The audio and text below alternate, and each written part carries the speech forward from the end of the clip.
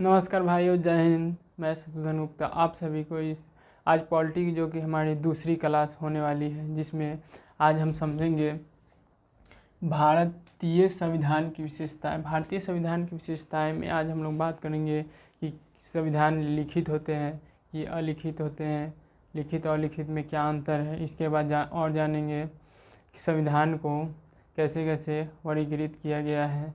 आइए आज हम लोग संविधान के बारे में, जो कि हम लोग आज दूसरी क्लास में भारतीय संविधान की विशेषताएं क्या है। जैसे कि हम लोग जानते हैं कि संविधान किसी भी देश का संविधान क्या होता है। किसी भी देश का संविधान या तो लिखित होता है या तो अलिखित होता है। जैसे कि एक लिखित संविधान और अलिखित संविधान। अलिखित संविधान जैसे ब्रिटेन का एक उदाहरण ले सकते हैं अलिखित संविधान का, जिसमें लिखित संविधान में लिखित अंश ज़्यादा होते हैं और अलिखित अंश कम होते हैं। लेकिन वहीं पे आप देखिएगा अलिखित संविधान में लिखित अंश ज़्यादा होंगे और अलिखित अंश ज़्यादा होंगे और लिखित अंश कम होंगे। अब दूसरा देखिए, लिखित संविधान निर्मित होते हैं। लिखित संविधान निर्मित होकर वो लिखित होते हैं, निर्मित होते हैं। और अलिखित संविधान जो कि विकसित होते हैं। विकसित का मतलब जैसे कि आप सभी जानते होंगे, जैसे दीपावली हो गया। दीपावली आप पूर्वजों के देन के हिसाब से चलाते हुए आ रहे हैं कि वो लिखा गया है, कहीं नहीं लिखा गया। उसको जैसे पूर्वजों लोग दिया जलाते हैं, वैसे हम लोग भी दिया जला रहे हैं। उसी प्रकार विकसित होते हैं। उसके बाद लिखित संविधान लागू होने की जो कि तारीख होती है, लेकिन अलिखित संविधान को लागू होने की कोई तारीख नहीं होती। उसके बाद चौथा में देखेंगे, लिखित संविधान एकात्मक, संज्ञात्मक और अर्धसंज्ञात्मक होता है, लेकिन अलिखित संविधान जो कि सिर्फ एकात्मक होता है। अब 5 में देखेंगे, लिखित संविधान में न्यायपालिका के पास शक्ति होती है, लेकिन अलिखित संविधान में विधायिका के पास शक्ति होती है। सारा शक्ति विधायिका के पास होती है। उसके बाद संविधान देश की राज्य व्यवस्था को तय करता है। राज्य व्यवस्था क्या है, हम लोग जैसे समझे थे। राज्य व्यवस्था संविधान एक पुस्तक के फॉर्म में। राज्य व्यवस्था मतलब उसको संविधान को व्यवहार में लाना ही राज्य व्यवस्था है। उसी प्रकार देखिए इसकी प्रकृति क्या है, राज्य व्यवस्था की प्रकृति क्या है। इसमें एकात्मक हेडिंग देकर समझे, जैसे कि शक्तियों की विकेंद्रीकरण। इसमें एकात्मक में होता है शक्तियों का केंद्रीकरण होता है, शक्ति केंद्रीकरण होती है। सिर्फ एक ही के पास शक्ति होगी और केंद्र और राज्य इसमें बंटवारा नहीं होता है। इसमें सिर्फ एक सरकार होगी, शक्तियों का प्रयोग सिर्फ एक सरकार शक्तियों का प्रयोग करेंगे, ठीक है। उसके बाद इसमें केंद्र और राज्य में विवाद कम होगा। उसके बाद निर्णय जो होगा वो तेज़ी से होगा और कम खर्चीली होगी।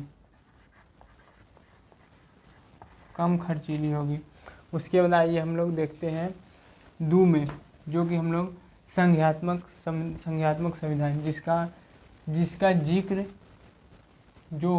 जहाँ शक्तियों का विकेंद्रीकरण होता है। विकेंद्रीकरण का मतलब समझे, जहाँ शक्तियों का मतलब बंटवारा किया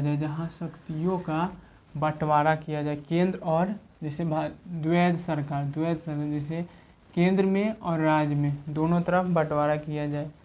जैसे भारत में बड़ा क्षेत्रफल है, बड़ी जनसंख्या है, केंद्र और राज्य स्तर पर विवाद होंगे, क्योंकि जनसंख्या बड़ी है, क्षेत्रफल भी बड़े हैं, तो दोनों विवाद हो भी करेगा, कैसे भी होगा।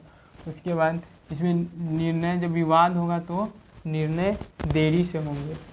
इसमें अधिक खर्चीली होगी। उसके बाद इसमें क्षेत्रीय महत्वाकांक्षाएं होंगे। उसके बाद आइए भारत का संविधान अल्पसंख्यात्मक है। ये किसने कहा है? ये केसी वाहिकर जी ने कहा है। केसी वाहिकर जी ने कहा है कि भारत का संविधान अल्पसंख्यात्मक है।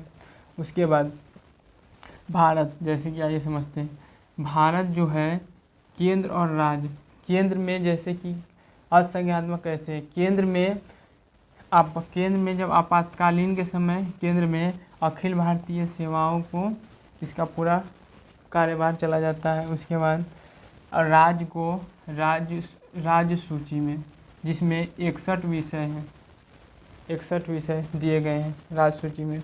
उसके बाद सहकारी संघवाद, भारत को सहकारी संघवाद किसने कहा है? तो ग्रेनविल ऑस्टिन साहब ने कहा है, ग्रेनविल ऑस्टिन साहब ने। उसके बाद केंद्रीय के साथ संघ, ये किसने कहा है? तो ये आइवर जेनी साहब ने कहा है, जो भारत जो है केंद्र के साथ संघ है। उसके बाद आइए अब हम लोग इसके बाद आगे वाले टॉपिक पे देखते हैं, ठीक है। इसमें जो कि हम लोग परिसंघ के बारे में जानते हैं। परिसंघ क्या है? एक में परिसंघ, जैसे हम यूएसए के बारे में, आप अमेरिका के बारे में जानते हैं। अब अमेरिका की जो कि 4 जुलाई 1776 को ब्रिटेन से आज़ाद, जैसे भारत पर ब्रिटेन ने शासन किया था, जैसे अमेरिका पर भी ब्रिटेन ने शासन किया था।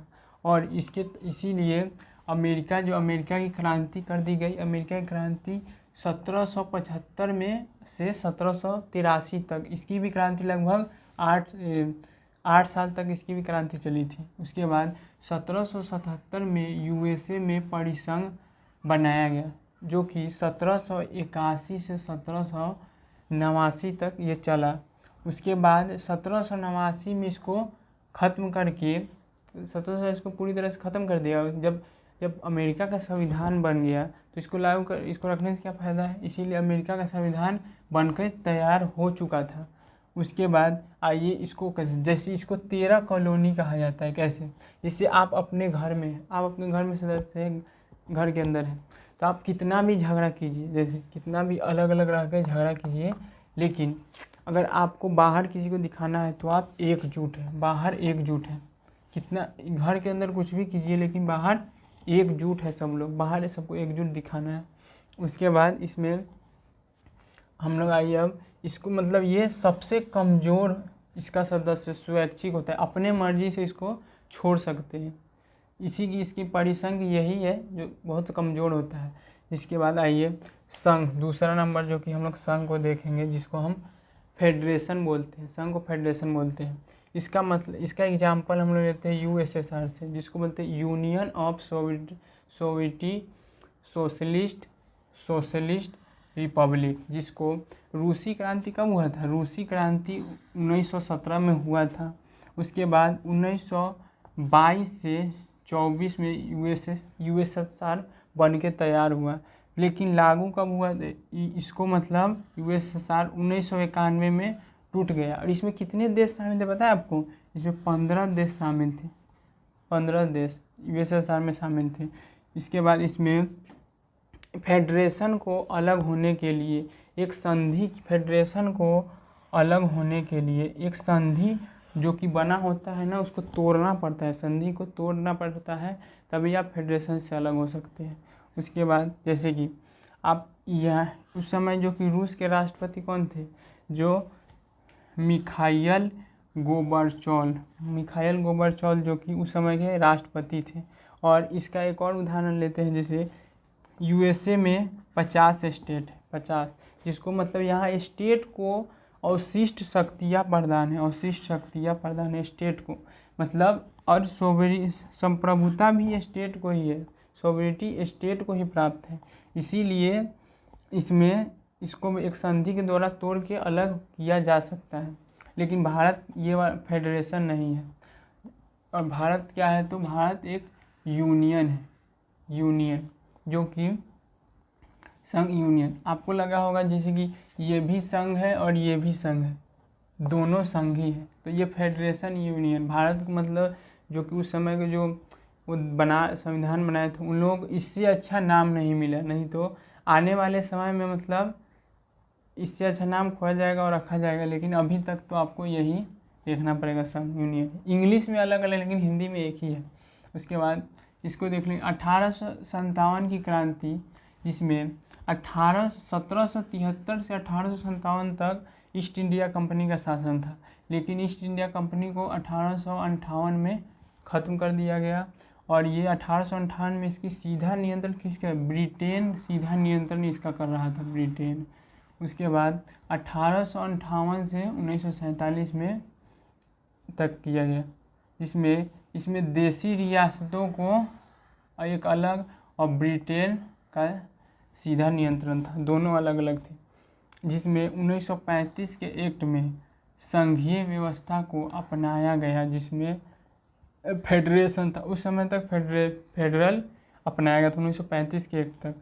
1947 में जो कि 565 रियासतें थी, जिसको उसके बाद ही इसको संघ या अर्थात यूनियन बना दिया गया, उसी समय से यूनियन।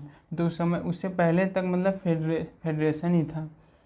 उसके बाद इसे राज्य अपनी पारस्परिक सहमति से अलग नहीं हो सकते, अलग पारस्परिक सहमति से अलग। इसका एक उदाहरण समझते हैं, जैसे आपका बॉडी है, ठीक है, आपका बॉडी, आप यूनियन है, तो आपका मतलब हाथ ये काट के हटा दे तो आपका सही हो जाएगा, ये कभी हो सकता है नहीं, अलग उसको बिक दीजिएगा, कोई काम में नहीं होगा। उसी प्रकार है, इस अंग को काट के हटाने से अंग को काट के नहीं हटाया जा सकता। उसी प्रकार ये है यूनियन को नहीं अलग किया जा सकता। जैसे मशीन है, मशीन को यूनिटी है तो उसको आप अलग, उसका पार्ट अलग कर सकते हैं, फिर ले आके जोड़ सकते हैं, लेकिन एक हाथ काटने में उसको तो जोड़ नहीं सकते हैं। उसी प्रकार आगे हम लोग देखते हैं, संविधान देश की सरकार का, चलिए हम लोग समझते, आइए हम लोग समझते हैं जो कि इससे पहले वाला, जो आगे वाला नंबर। अब आगे का टॉपिक हम लोग समझते हैं। देखिए, संविधान देश की सरकार का स्वरूप बताता है, जिसमें एक तो ये हो गया। उसके बाद दूसरा देखिए, संसदात्मक सरकार राज्य का प्रमुख अलग होता है। उसके बाद शासन का प्रमुख अलग होता है। जैसे कि हमारे देश में राज का प्रमुख कौन है, राज का प्रमुख जो कि हमारे राष्ट्रपति जी हैं। उसके बाद शासन कौन चलाते हैं, शासन जो कि हमारे पीएम मोदी जी चलाते हैं। शासन देश के प्रधानमंत्री चलाते हैं। राष्ट्रपति को सिर्फ कठपुतली की तरह रखा गया है, उनको सिर्फ अथी किया जाता है, लेकिन मेन शासन प्रधानमंत्री चलाते हैं। उसके बाद आइए देखते हैं, अध्यक्षात्मक सरकार, जो कि अध्यक्षात्मक सरकार, राज्य और शासन का प्रमुख एक ही व्यक्ति होगा, राज्य और शासन का प्रमुख एक ही व्यक्ति होगा। और अर्ध-अध्यात्मक सरकार, जिसमें दोनों के लक्षण होंगे, अर्ध-अध्यात्मक जिसमें दोनों के लक्षण होंगे।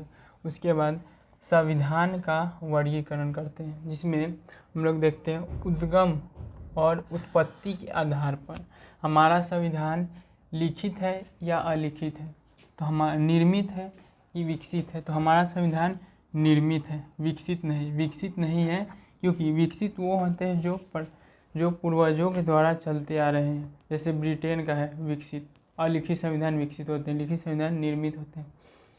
उसके बाद आइए, शासन प्रणाली के आधार पर हमारा यहाँ का क्या है, राजतंत्र है लोकतंत्र, तो यहाँ लोकतंत्र, राजतंत्र नहीं।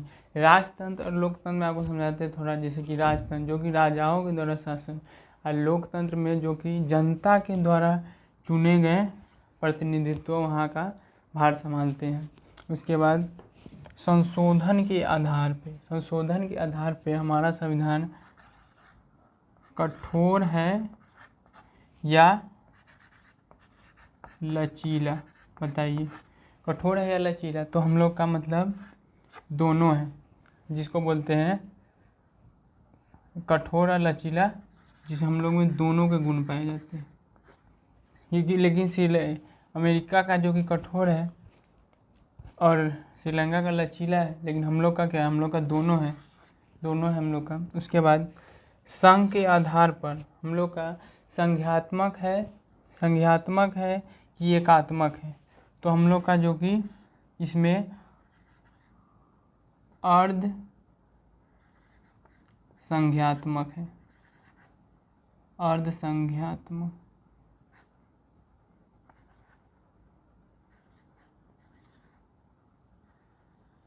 अर्धसंज्ञात्मक जैसे कि अर्धसंज्ञात्मक जिसको बोलते हैं इंग्लिश में क्वासी फेडरल। और संकलन के आधार पे हम लोग का संविधान लिखित है अलिखित, तो हम लोग का संविधान लिखित है, अलिखित नहीं है।